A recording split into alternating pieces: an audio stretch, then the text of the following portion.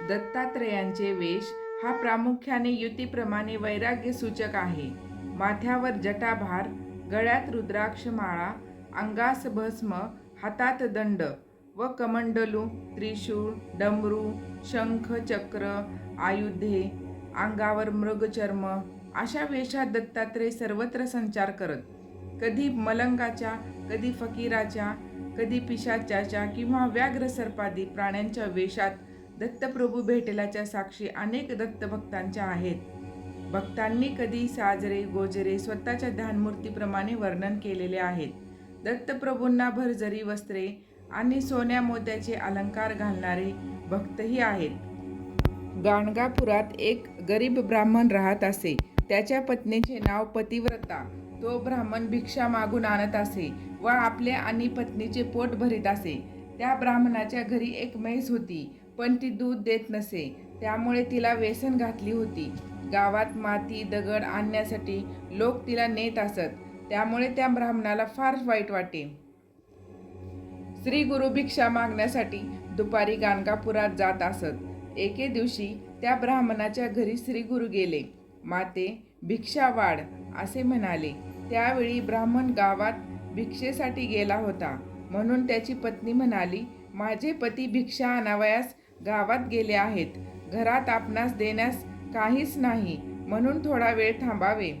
तेव्हा श्री गुरु हसून म्हणाले, माझ्या घरी म्हैस आहे, ती दूध देणारी आहे, तेव्हा मला दूध दे, काही नाही असे म्हणू नको. तेव्हा ती बाई म्हणाली, महाराज, म्हैस असून नसून सारखीच, ती दूध देत नाही, ती कधी व्यालेलीच नाही, म्हणून तर तिला व्यसन घातले आहे. मग आपल्याला दूध कुठले देऊ? तेव्हा श्री गुरु जरा रागानेच म्हणाले, खोटं बोलतेस, तुझी म्हैस दूध देते, जा जा तिचे दूध काढून आण. श्री गुरुच्या शब्दावर विश्वास ठेवून ती कासंडी घेऊन दूध काढण्यासाठी गोठ्यात गेली. म्हशीचे दूध काढू लागली.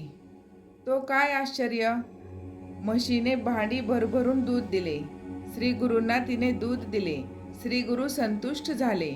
तुझ्या घरी अखंड लक्ष्मी राहील असा आशीर्वाद देऊन गेले. ब्राह्मण भिक्षा मागून घरी आला. त्याला सगळी हकीकत समजली. तो म्हणाला, आपले दारिद्र्य गेले. श्री दत्तगुरूंचीच आपल्यावर कृपा आहे. आपण त्यांच्या दर्शनास जाऊ. त्या दोघांनी श्री गुरूंची पूजा केली. श्री गुरूंच्या कृपेने त्यांना धनधान्य, पुत्र सर्व काही मिळाले.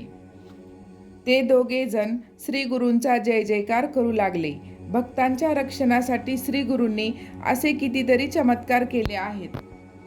जीवनात प्रत्येक मनुष्य विविध समस्यांनी ग्रासलेला आहे, परंतु या सर्व समस्या सोडवण्याचे असाधारण सामर्थ्य अंगी असून सुद्धा प्रयत्न करण्याचा अभाव आहे. त्यांना चालना मिळावी म्हणून आपल्या पूर्व ऋषींनी विविध स्तोत्रांची व मंत्रांची रचना केली आहे. त्यांच्याकडे पूर्वग्रहदूषित दृष्टीने न पाहता डोळसपणे पाहिल्यास त्यातील सामर्थ्याची प्रचिती नक्की येते. दत्तात्रेय स्तोत्रांच्या पठणाने जसे परमार्थिक लाभ होतात, तसेच ऐहिक लाभही होतात. विशेषतः शीघ्रकोपी मनुष्याचा राग प्रत्येक पाठाबरोबर कमी होत जातो.